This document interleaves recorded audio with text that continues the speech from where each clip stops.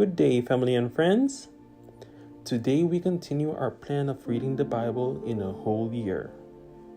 Today's portion of Bible reading is Esther 4. Esther agrees to help the Jews. When Mordecai learned all that had happened, he tore his clothes and put on sackcloth and ashes, and went out in the midst of the city. He cried out with a loud and bitter cry. He went as far as the front of the king's gate, for no one might enter the king's gate clothed with sackcloth. And in every province where the king's command and decree arrived, there was great mourning among the Jews, with fasting, weeping, and wailing, and many lay in sackcloth and ashes. So Esther's maids and eunuchs came and told her, and the queen was deeply distressed. Then she sent garments to clothe Mordecai and take his sackcloth away from him, but he would not accept them. Then Esther called Hatak, one of the king's eunuchs whom he had appointed to attend her, and she gave him a command concerning Mordecai, to learn what and why this was. So Hatak went out to Mordecai in the city square that was in front of the king's gate. And Mordecai told him all that had happened to him, and the sum of money that Haman had promised to pay into the king's treasuries to destroy the Jews. He also gave him a copy of the written decree for their destruction, which was given to Shushan, that he might show it to Esther and explain it to her, that he might command her to go in to the king to make supplication to him, and plead before him for her people. So Hatak returned and told Esther the words of Mordecai. Then Esther spoke to Hatak and gave him a command for Mordecai.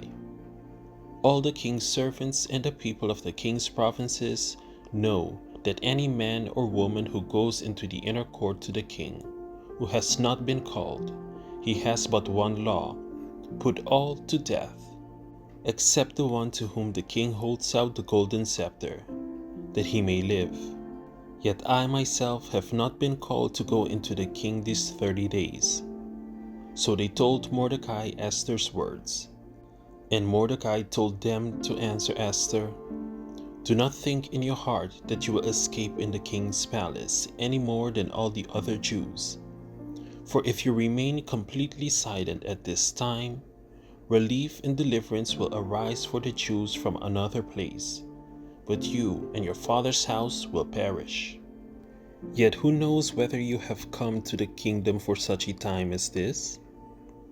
Then Esther told them to reply to Mordecai, "Go, gather all the Jews who are present in Shushan, and fast for me. Neither eat nor drink for 3 days, night or day. My maids and I will fast likewise. And so I will go to the king, which is against the law. And if I perish, I perish."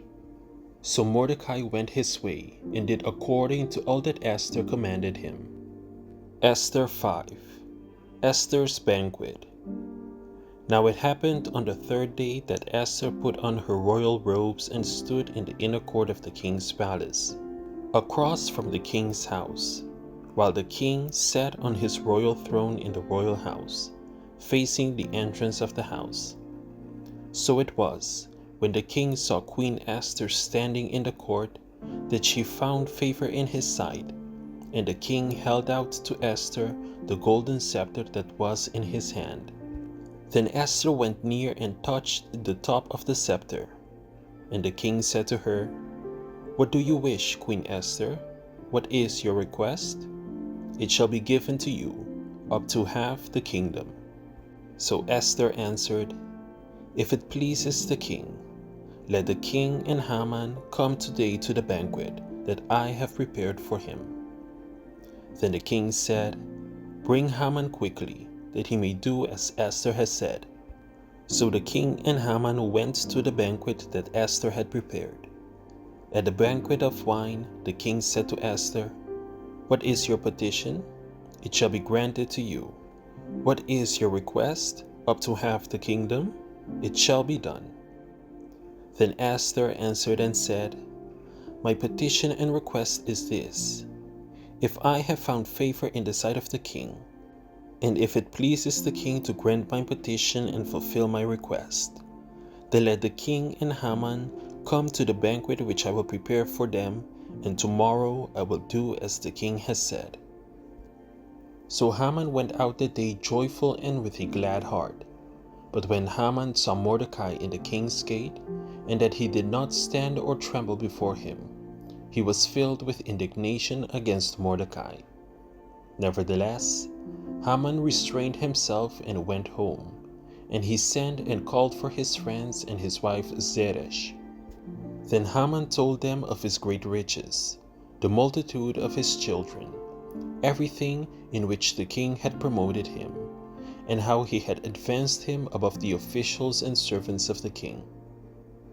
Moreover, Haman said, "Besides, Queen Esther invited no one but me to come in with the king to the banquet that she prepared, and tomorrow I am again invited by her, along with the king.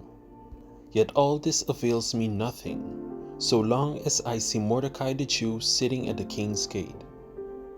Then his wife Zeresh and all his friends said to him, "Let a gallows be made, 50 cubits high, and in the morning suggest to the king that Mordecai be hanged on it, then go merrily with the king to the banquet." And the thing pleased Haman, so he had the gallows made. Esther 6. The king honors Mordecai.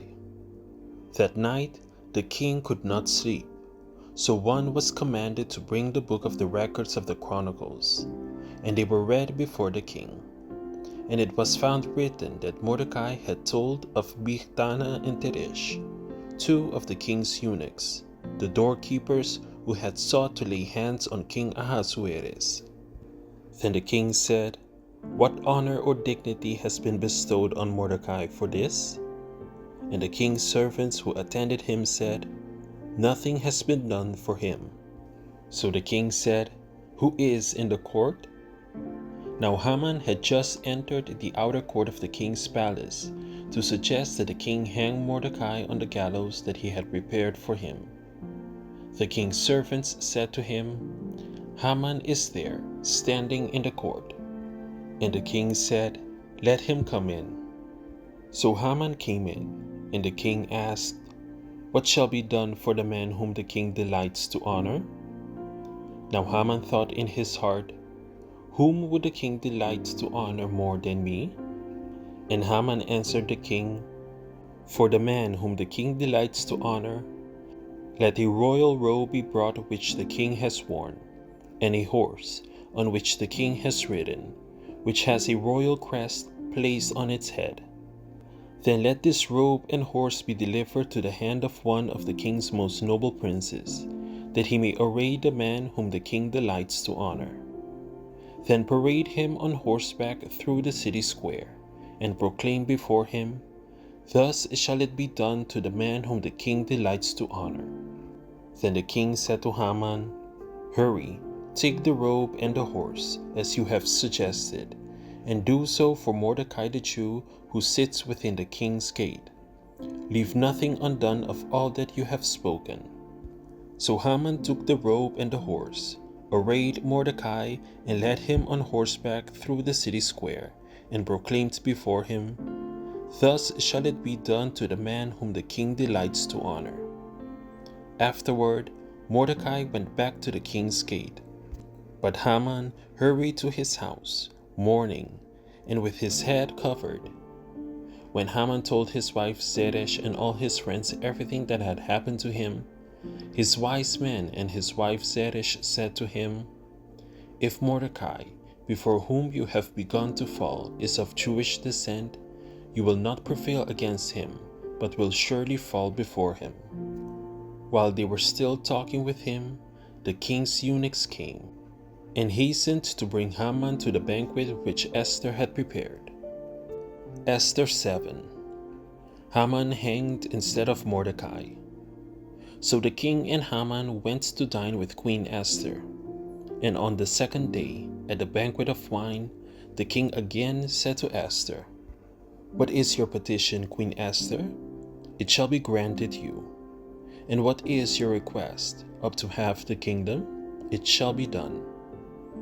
Then Queen Esther answered and said, If I have found favor in your sight, O king, and if it pleases the king, let my life be given me at my petition, and my people at my request. For we have been sold, my people and I, to be destroyed, to be killed, and to be annihilated. Had we been sold as male and female slaves, I would have held my tongue, although the enemy could never compensate for the king's loss.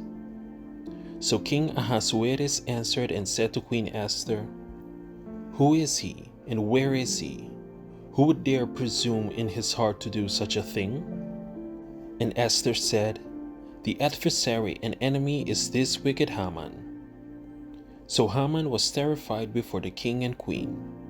Then the king arose in his wrath from the banquet of wine, and went into the palace garden. But Haman stood before Queen Esther, pleading for his life, for he saw that evil was determined against him by the king. When the king returned from the palace garden to the place of the banquet of wine, Haman had fallen across the couch where Esther was. Then the king said, Will he also assault the queen while I am in the house? As the word left the king's mouth, they covered Haman's face. Now Harbona, one of the eunuchs, said to the king, Look, the gallows, 50 cubits high, which Haman made for Mordecai, who spoke good on the king's behalf, is standing at the house of Haman. Then the king said, Hang him on it. So they hanged Haman on the gallows that he had prepared for Mordecai. Then the king's wrath subsided. Thank you for tuning in to another daily Bible reading video. Be sure to come back tomorrow when we dive deeper into the next chapters of God's Word.